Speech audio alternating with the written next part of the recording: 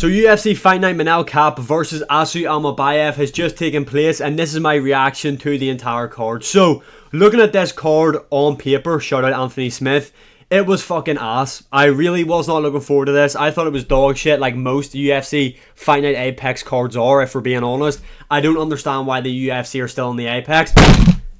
Move on, get out of there. We just seen how good having a fight night in a crowd arena is with the Song Yadong, Henry Cejudo fight. All the prelims were stoppages. Like, you wouldn't have got that in the Apex. Why are we still here? Let's fucking move on. Anyway, there were 10 fights in total on the card. 4 of them were stoppages. Let's start off with the main event, that is Manel Kape versus Asu Almabayev. So, Manel Kape gets the win here by stoppage in the very 3rd round.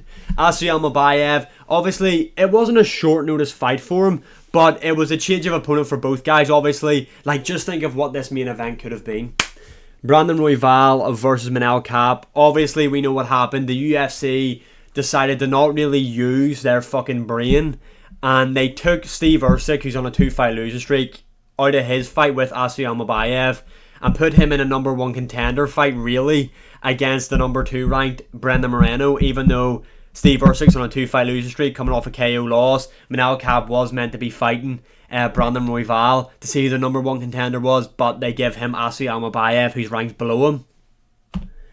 Anyway, that whole scenario was a shit show. I thought Asu Almabayev was going to be a tricky matchup for Manel Kape. Now, I did pick Manel Kape to win this fight, but I thought Asu Almabayev was really good. The guy was on a crazy win streak, a 4-fight win streak in the UFC, coming off a win over Nicolau, who Manel Kape did lose to, if I remember correctly. Asu Almabayev, no one was really talking about him, but he was doing some really, really good work in the flyweight division, and I thought his grappling style would have caused Manel Kape a lot of problems. Obviously, we see Manel Kape, I don't want to say struggle, but obviously he lost to Muhammad Mokaev. However, Muhammad Mokaev's grappling is like, let me shove my nose into your ball sack and sniff it and try and get your fucking ass out live on TV. We seen that when he fought Manel Kape. So very different styles of grappling, if we're being honest. But Manel Kape looked really good in there. He really, really did. Now, there are a couple of issues that I will get to in a second. But yeah, this is a really impressive win for Manel Kape. Asu Almabayev, I don't really think was getting spoke about the way he should have done. Good work in the UFC. This was a really impressive win for Manel Kape, and the way he done it, Manel Kape's now on a 2-fight win streak, I believe. This fight right here is really, the performance is worth talking about. Manel Kape looked really, really good in the first round. He really done a good job of just being the aggressor, which then meant Asu Almabayev couldn't really get his grappling going because he was constantly on the back foot. Like, yo, Asu Almabayev, someone check this guy's fucking whoop. I want to see how many steps, like the coverage of the cage this guy got, because he was fucking running.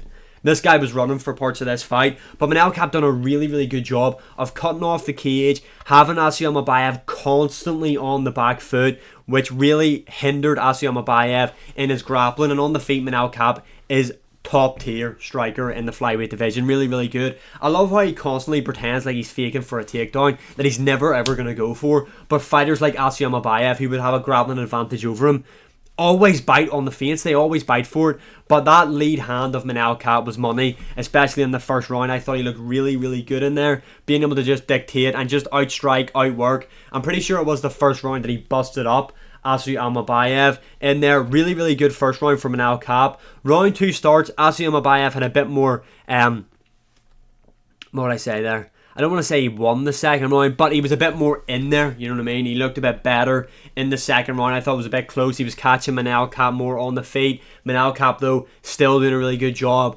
leading the dance, keeping Asu Almabayev on the back foot, which kind of just basically fucking shuts off the grappling.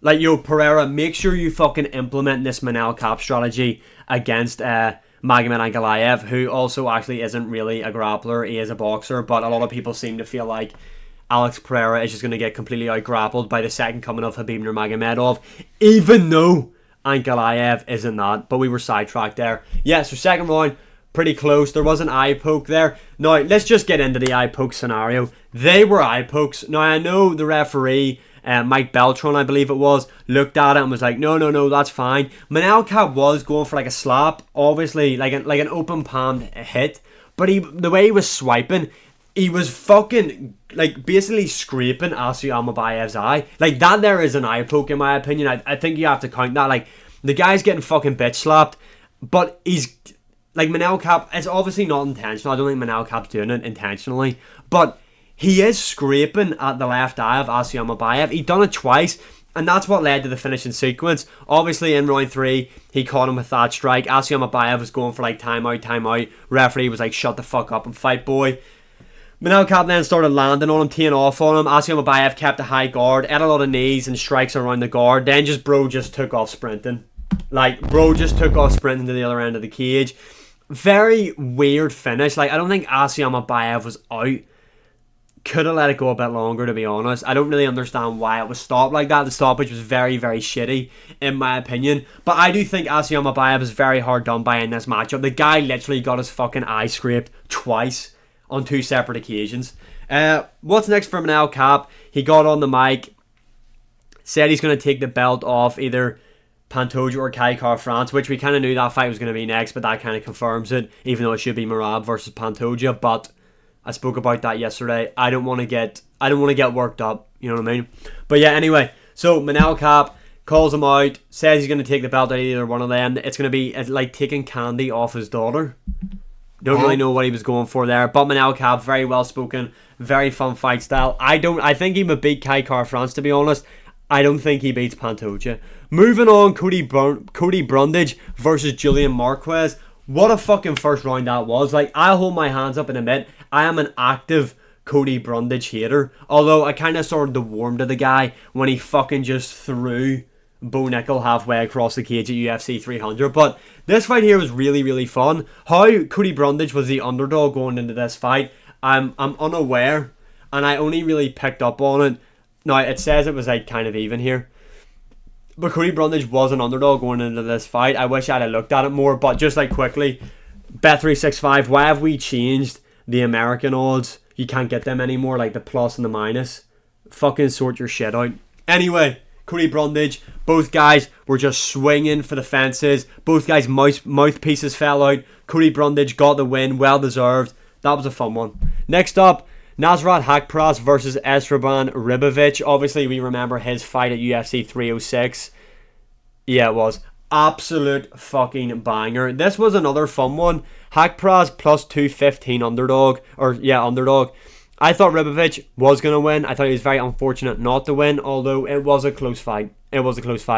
William Gomez, I thought, won that fight.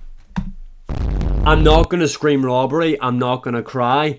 But I thought it was close. I thought he was unlucky not to get the win there. Danny Barlow versus Sam Patterson. Yo, shout out Sam Patterson. Big underdog. Danny Barlow smokes him in the first round. Another prospect for the UK in the welterweight division. Love to fucking see it. Austin Lane versus Pinto. I don't know why, right? I actually don't know why. But I feel like every time Austin Lane is set to fight, I'm always like, fuck, I really want Austin Lane to win. I think this guy can become good. Because when you watch some tape on the guy, there is moments of excellence. Like we've seen in this fight, dropping Pinto in the very first round. He was doing good work with the blitzes. Tired out though, and then Pinto just hit him, right hand, left hook, smoked him, put him down. Great KO win for him. A nice new prospect in the heavyweight division. But fuck, sometimes I think Austin Lane could be a world beater, and then he just gets fucking smoked. After that, what else is there really to talk about? Nothing much. Nothing else I really want to cover. Overall, UFC Fight Night Manel Kape versus Asu Amabaev was a fun card. A lot of split decisions on there. Look, guys, I'm going to be honest. My mind's all over this show. And I can hear you ask me, why? What is wrong? John Cena just turned heel in the WWE. Cena, the leader of the fucking C Nation, is now heel. What the fuck is going on? What is going on? I just checked Twitter this morning to see John Cena is now heel. Someone needs to explain to me what's going on in the world. This confirms we are in a simulation. But yeah, Manel Kape has to be fighting for the belt next. I know you've got Steve Usyk versus Brandon Moreno. That there will be a fun matchup. I know I like to shit on that fight because it doesn't make sense. I still stand by that. It makes fucking zero sense. However, it will be a fun matchup. Whoever wins that though, they do not fight for the belt next. They don't. the winner of that should fight the loser of Pantoja versus Kai Car-France. That's just my opinion. That's what I think should happen. Let me know your opinions in the comments below. Like, share, subscribe, comment, all that good stuff. And I'll see you again in the next one.